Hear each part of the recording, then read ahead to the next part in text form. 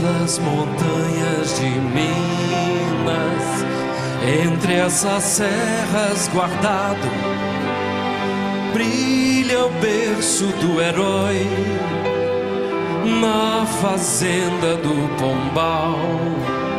Seus 4 nomes imortais: Joaquim José da Silva Xavier. Um coração de alferes pelos caminhos de Minas, semeando o sonho bom de um país que quer nascer. Seu nome vamos celebrar: Joaquim José da Silva Xavier. O preço da liberdade foi sua vida tão jovem, tanto exílio e maldição a sufocar um ideal. Um herói é feito de honra, bravura e glória, não se acovarda jamais. Seu corpo feito em pedaços, relíquias julgadas pelas estradas reais, sementes soltas no vento fecundaram o sonho de um novo Brasil. Muito além dessas montanhas brilha qual chama sagrada, iluminando gerações que nunca mais vão se perder. Filhos da cidadania, vela por nós liberdade. Se 1000 vidas eu tivesse, essas 1000 vidas daria, libertas com essa era também, liberdade ainda que tardia. Se 1000 vidas eu tivesse, essas 1000 vidas daria, libertas com essa era também, liberdade ainda que tardia. Libertas com essa era também, liberdade ainda que tardia.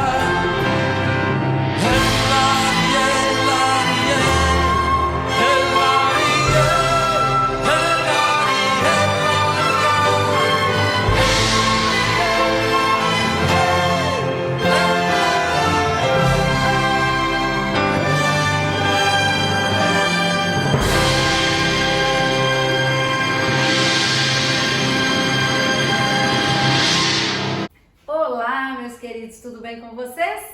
Espero que sim. Gostaram da música? Essa música nos propõe uma reflexão de assuntos que iremos abordar ao longo da nossa aula de hoje. A nossa aula vai abordar a crise do antigo sistema colonial. Nessa primeira parte, trataremos das revoltas coloniais.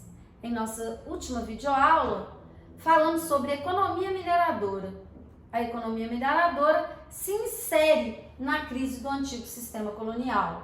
Esse sistema colonial que, iniciado a partir do século XV pelos estados absolutistas que executam a política mercantilista, entram em crise no início do século XVIII e essa crise se aprofunda em meados do século XVIII, mais ou menos em torno de 1750.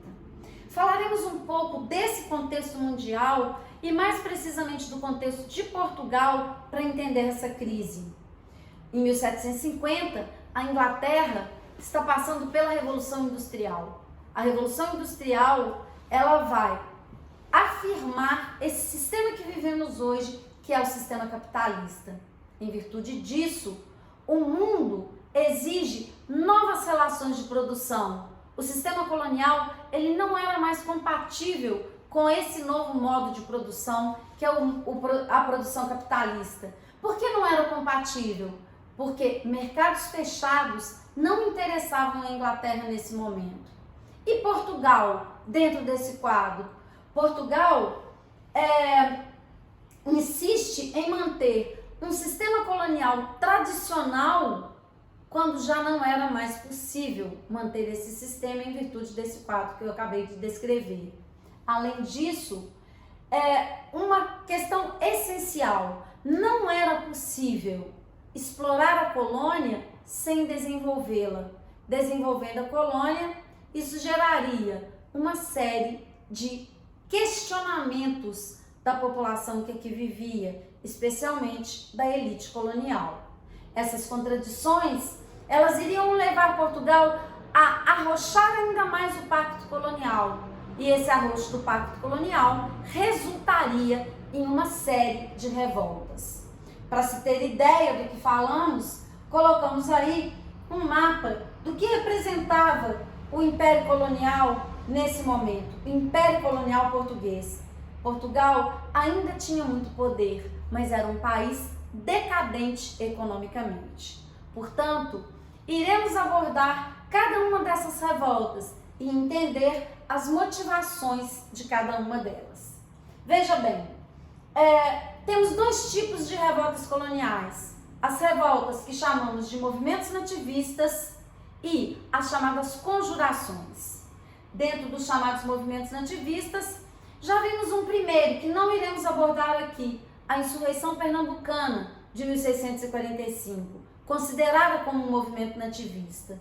Mas o que seria um movimento nativista? São movimentos ocorridos desde o final do século XVII até a primeira metade do século XVIII. Que características esses movimentos têm? Eles têm, primeiro, o mais importante, o que vocês não podem esquecer, eles têm caráter reformista. O que significa isso? Não questionam o pacto colonial e nem visam a independência.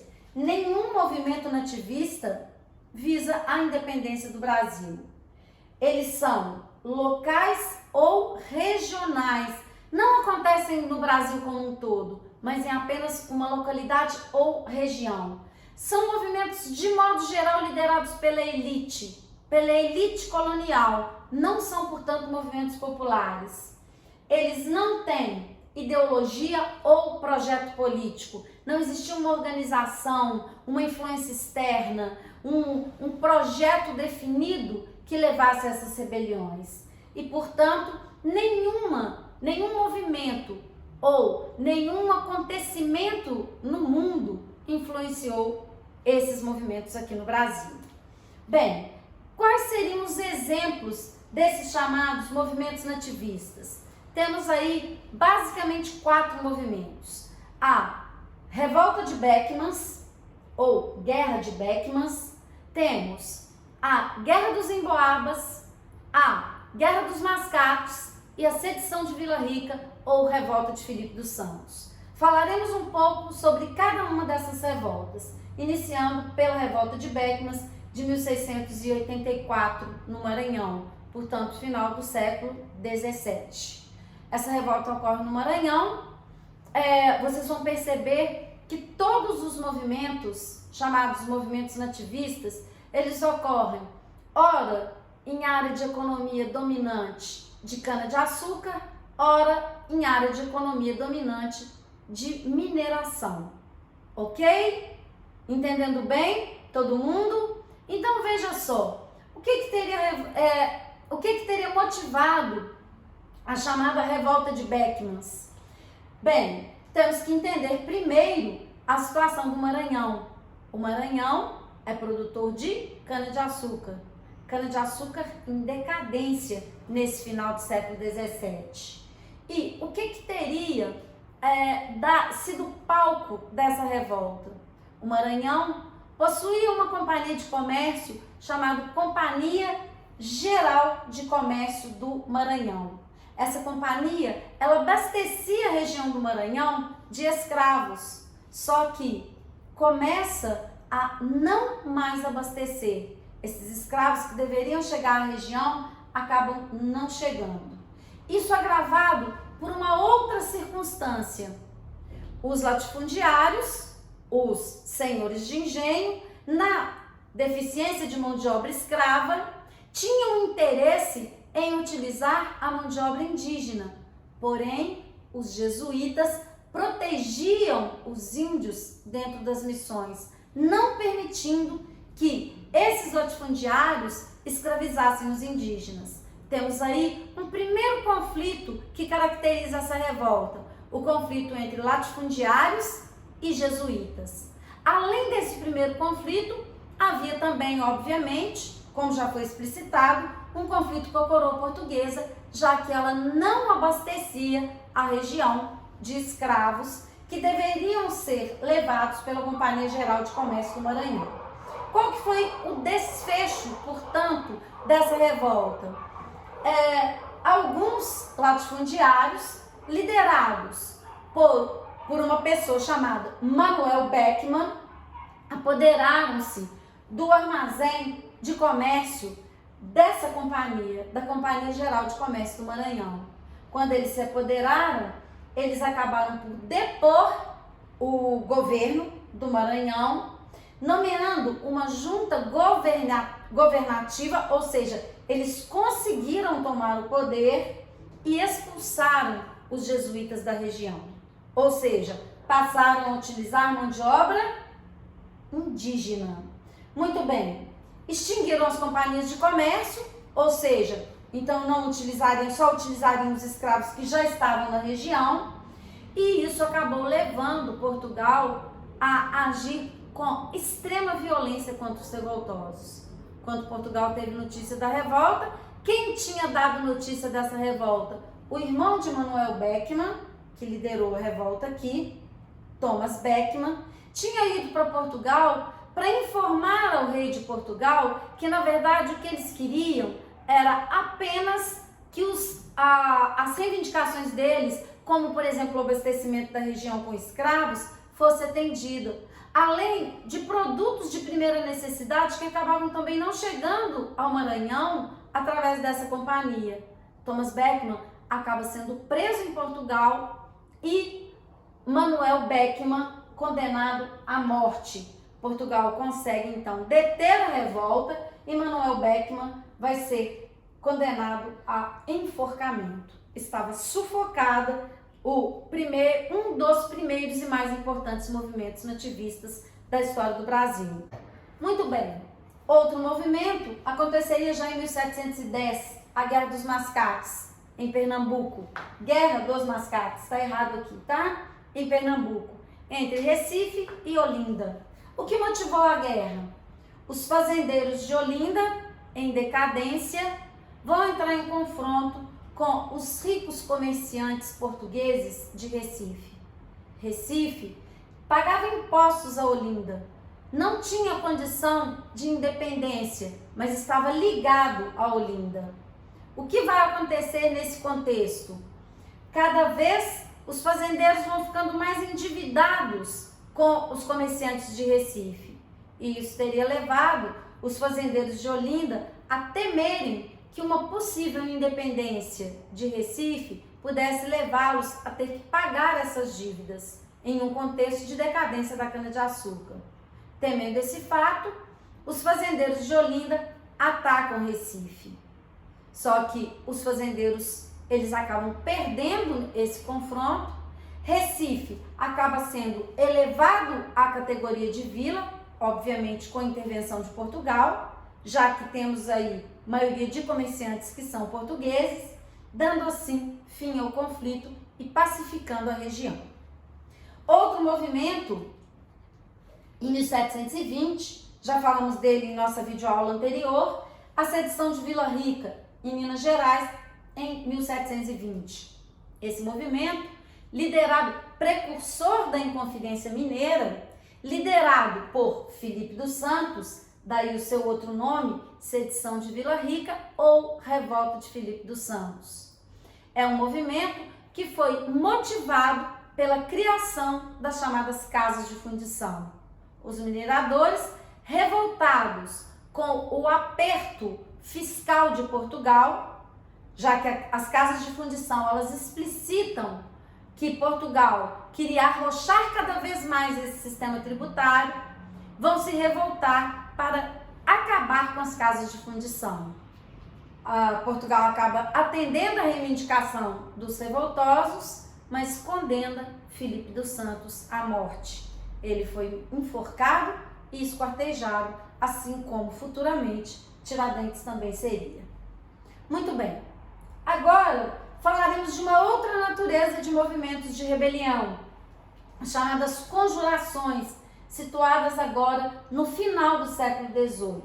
Quais são as características? Diferente dos movimentos nativistas, as conjurações, elas questionam o pacto colonial. Agora sim, visam a independência, embora a nível regional. Preste atenção nisso, hein? É a nível regional. Nenhuma conjuração queria independência do Brasil. Anotem isso. Outra característica, apresentam projeto político e ideologia. Foram planejadas e sofrem influência externa. Que influência? Do Iluminismo, da Revolução Francesa, da Revolução Industrial, da independência das 13 colônias. Quais são os exemplos que temos de conjurações? Temos dois exemplos principais, a Inconfidência Mineira e a Inconfidência Baiana ou Conjuração Baiana. Bem, a Inconfidência Mineira de 1789, a gente vai iniciar por uma conceituação. Qual que é o conceito? Movimento de conspiração ocorrido em Vila Rica no século XVIII para tirar Minas e posteriormente o Brasil do domínio de Portugal. Por que eu estou usando aqui conjura e inconfidência? Porque muitas vezes usamos a denominação inconfidência para nos referirmos ao que ocorreu em Minas Gerais e conjuração para o que ocorreu na Bahia. Temos que ver conceitualmente a diferença entre esses dois termos. Quando eu falo observem bem, quando eu falo em conjura, significa que é uma conspiração contra o poder. Então, a denominação do ponto de vista dos revoltosos. Quando eu falo em inconfidência, é do ponto de vista da metrópole, porque a palavra inconfidente significa aquele que não é confidente, confiável. Portanto, o termo correto seria conjuração e não inconfidência. Mas vocês poderiam me perguntar, por que usamos a expressão então inconfidência? O termo acabou ficando consagrado, mas o correto do ponto de vista conceitual seria conjuração. Bem, o que teria motivado a chamada Inconfidência Mineira? Então, o que foi esse movimento? Ele marca o início do processo de independência do Brasil e principalmente a repressão por parte de Marquês de Pombal. Marquês de Pombal, como já estudamos, era ministro de Dom José, rei de Portugal, e considerado um déspota esclarecido. Se Pombal foi liberal em relação a Portugal, foi extremamente rigoroso em relação ao Brasil. Foi justamente Marquês de Pombal que instituiu a chamada derrama. O que era a derrama? Confisco de bens todas as vezes que o quinto não atingia as 100 arrobas anuais. Mas o que esse contexto ele tem a ver com a Inconfidência Mineira? Veja bem, essa repressão ela teria levado à organização do movimento. A ameaça da derrama leva os inconfidentes a planejarem a chamada Inconfidência. Por que eles planejam? O dia que o movimento seria desencadeado seria o dia que a derrama seria cobrada. Não existe comprovação historiográfica de que a derrama tenha sido de fato executada. O clima de pânico já foi o suficiente para desencadear o movimento que estudamos agora. Quando o Marquês de Pombal deixa o governo em 1777, quem assume é Dona Maria, a louca, a mãe de Dom João, que viria para o Brasil. E o que ela faz? Ela desfaz tudo aquilo que Marquês de Pombal fez, embora ela tenha continuado com a repressão em relação à colônia e principalmente o arrocho do Pacto Colonial. Portanto, se a política liberal proposta por Pombal ela é abandonada em Portugal, o arrocho do Pacto Colonial em relação ao Brasil, ele vai ser executado também com Dona Maria no governo. Quando Dom José morre, só um esclarecimento aí, não sei se isso ficou claro, vejam bem, quando Dom José morre, o Marquês de Pombal ele é demitido do cargo de ministro e assume então a mulher de Dom José, Dona Maria, a louca. E Dona Maria continua com uma política de repressão. É justamente no governo de Dona Maria que ocorre a Inconfidência Mineira. O movimento, na verdade, nunca chegou a acontecer, porque ele foi abortado antes, porque ele foi denunciado por um inconfidente, Joaquim Silvério dos Reis. Atenção aí, né? Porque Joaquim Silvério dos Reis não é Joaquim José da Silva Xavier, o Tiradentes. O delator é Joaquim Silvério dos Reis. Portanto, quem são os inconfidentes? Eu tenho uma diversidade social, embora todos fossem de elite. Olha bem o que eu estou dizendo, hein? Todos os inconfidentes são de elite. Eu tenho os ricos proprietários, os que a gente conhece bem, né? Nome de ruas em BH, Cláudio Manuel da Costa, Tomás Antônio Gonzaga, Alvarenga Peixoto, José Álvares Maciel. A gente tem ruas em BH com o nome dos famosos inconfidentes. Padres, e dos padres também, né? Padre Rolim, Padre Luiz Vieira, ou de militares como Francisco de Paula Freire. Aonde aparece aí o nosso Tiradentes? Bem, Tiradentes é considerado o herói. Mas será de fato um herói? A historiografia já teve momentos que considerou Tiradentes como um vilão, ora considerando como um herói. Qual é a proposta atual? Como podemos ver Tiradentes em uma abordagem historiográfica mais atual? Vejamos. Primeiro, por que eu poderia considerar Tiradentes como um herói? Ele foi o maior agitador político do movimento. Era Tiradentes que saía pelos caminhos entre Minas e Rio de Janeiro, falando de um movimento que ocorreria em Minas Gerais. Mas, na verdade, quem era esse Tiradentes? Quem era Joaquim José da Silva Xavier? Joaquim José da Silva Xavier, o Tiradentes, era um militar e um dentista prático, daí alcunha Tiradentes. Na verdade, não era um homem pobre, como estudos historiográficos comprovam hoje. Embora não fosse um homem de grandes posses, tinha relativas posses, possuía escravos, mas não participava da cúpula do movimento. Era atribuído a ele justamente o papel de divulgador da Inconfidência Mineira.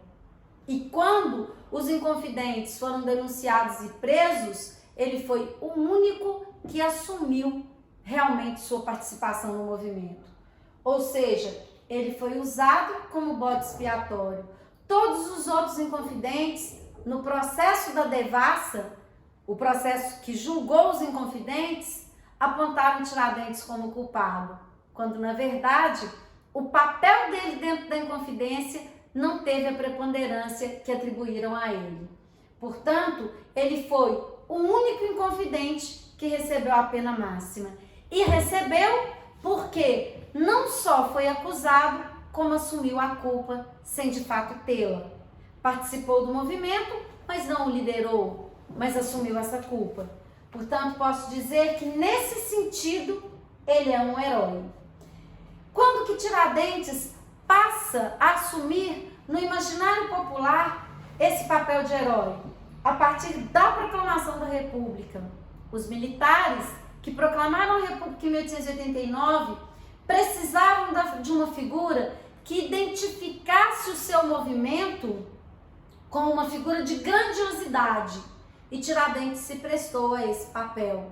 Ou seja, se prestou não, foi utilizado com esse fim. Por quê? Porque na verdade Tiradentes era um militar e nas horas vagas um tira-dentes, um dentista prático. Portanto, os militares usam a figura de Tiradentes a partir da proclamação da República para dar identidade ao movimento que proclamou a República no Brasil. Bem, diante disso tudo, podemos dizer que quais foram os motivos que levaram os Inconfidentes a elaborar esse movimento? Primeiro, motivos de ordem pessoal. Que motivos são esses? A maioria dos Inconfidentes devia altas somas à coroa portuguesa. Motivos ideológicos, influência do iluminismo, influência da independência das 13 colônias e da Revolução Industrial. Olha só, veja bem o que eu vou dizer. A Revolução Francesa não influenciou a Inconfidência Mineira. Motivo, a internet. Como assim, professora, a internet? O movimento foi simultâneo. A Revolução Francesa ocorre em 1789 e a Revolução Francesa também. Ou seja, sem internet era impossível que houvesse influência da Inconfidência Mineira, da Revolução Francesa na Inconfidência Mineira. Não confundam isso, ok? Muito bem. Qual que foi o desfecho da Inconfidência? Foi delatada, como vimos, antes de ocorrer. O movimento não chegou a ocorrer, delatado por Joaquim Silvério dos Reis. E uma vez delatado, foi movido contra os Inconfidentes um processo chamado de devassa. Todos os Inconfidentes acabaram se livrando da pena máxima. Foram sentenciados ao degredo. O que é o degredo? Exílio. Foram exilados para fora do Brasil, muitos para a África. O único que recebeu a pena máxima foi Tiradentes. E a pena máxima para Tiradentes, o mais pobre dentre os Inconfidentes, e friso bem, não quer dizer que ela era pobre, serviu como castigo exemplar. Portugal precisava de usar um dos Inconfidentes para que outros movimentos não ocorressem. Ocorreu em 1798 outro movimento de contestação, uma outra conjuração ocorreria na Bahia, a Conjuração Baiana ou Revolta dos Alfaiates. O que teria motivado esse movimento? A decadência da produção açucareira no Nordeste. Lembrem-se que se o motivo da Inconfidência Mineira é a crise da produção mineradora, o motivo da Baiana, a crise da produção açucareira. E as dificuldades econômicas advindas dessa crise que atinge toda a população, mas especialmente os mais pobres. E a gente vai ver que é justamente a origem do movimento de população mais pobre. O iluminismo, especialmente nos chamados Cavaleiros da Luz. Os Cavaleiros da Luz são os intelectuais que organizaram um movimento chamado Cavaleiros da Luz no início da Conjuração Baiana. Olha bem o que eu estou dizendo, no início, porque esses intelectuais só participariam no início do movimento. Temendo a radicalização do movimento, eles acabam saindo. Eu tenho também a independência das 13 colônias e a Revolução Francesa, especialmente o jacobinismo, que é a fase mais radical da Revolução Francesa. O que foi o movimento? Ele não chega a ocorrer, assim como a Inconfidência Mineira foi delatado antes de ocorrer. Ele é composto por uma maioria de pessoas de camadas populares, embora, como eu já disse, houvesse também a participação de intelectuais. Lembrar lá dos Cavaleiros da Luz. O que eles queriam? A proclamação da República e diferença. Anotem isso aí, hein? Não se esqueçam. Diferença em relação à Inconfidência Mineira. Enquanto a Inconfidência Mineira não pretendia abolir a escravidão, a Conjuração Baiana pretende abolir a escravidão? Obviamente, porque a origem dos participantes da Conjuração Baiana é a origem popular de escravos e ex-escravos. E, por isso, reivindicam a participação política da população. O movimento foi reprimido e praticamente todos os participantes foram condenados à morte. Outra diferença a ser estabelecida com a Inconfidência Mineira: enquanto na Mineira somente Tiradentes recebe a pena máxima, aqui todos os principais participantes recebem a pena máxima. Vamos aí agora para a análise de algumas imagens. Duas reproduções da imagem de Tiradentes. A primeira, do Tiradentes militar. Essa imagem foi a imagem utilizada pelos militares que proclamaram a República, se utilizando justamente de Tiradentes como militar. A segunda imagem é a reprodução do Tiradentes esquartejado, Tiradentes com barba. Essa segunda imagem nos remete a uma semelhança com Jesus Cristo. Essa imagem foi utilizada especialmente durante o governo militar. Os militares que deram o golpe em 64, eles proíbem a reprodução da imagem de Tiradentes sem barba. Qual a intencionalidade da utilização dessa imagem? Se Tiradentes, que foi um herói, deu sua vida pelo Brasil, se Jesus Cristo foi um mártir, o que te custa também dar a sua cota de sofrimento para a construção do Brasil? Então, pode parecer absurda essa analogia, mas ela foi intencionalmente utilizada. Então, observem aí bem. Na primeira imagem, o Tiradentes militar. Na segunda imagem, a reprodução de uma imagem de Tiradentes e assemelhada à imagem de Cristo. Muito bem. Nessa imagem, temos os participantes da Conjuração Baiana: Lucas Dantas, Manuel Faustino, Luiz Gonzaga e João de Deus. Esses participantes, como a própria fisionomia atesta, a origem negra, a origem popular desses participantes, todos eles condenados à morte. Ao contrário da Inconfidência Mineira, que só Tiradentes obteve a pena máxima, todos os participantes da Conjuração Baiana foram condenados à morte. Na próxima imagem, temos aí a bandeira dos dois movimentos. A primeira, a bandeira da Inconfidência Mineira, com a inscrição Libertas qual serás também, liberdade ainda que tardia, que ainda faz parte da bandeira do nosso estado. E a segunda bandeira, bandeira da Conjuração Baiana, que é a bandeira com as cores da bandeira francesa, atestando aí a influência da Revolução Francesa, como vimos na Conjuração Baiana. Muito bem, finalizamos essa primeira parte da nossa aula e continuaremos ainda na crise sistema colonial na próxima. Muito obrigada, espero que tenham gostado. Um grande beijo para vocês.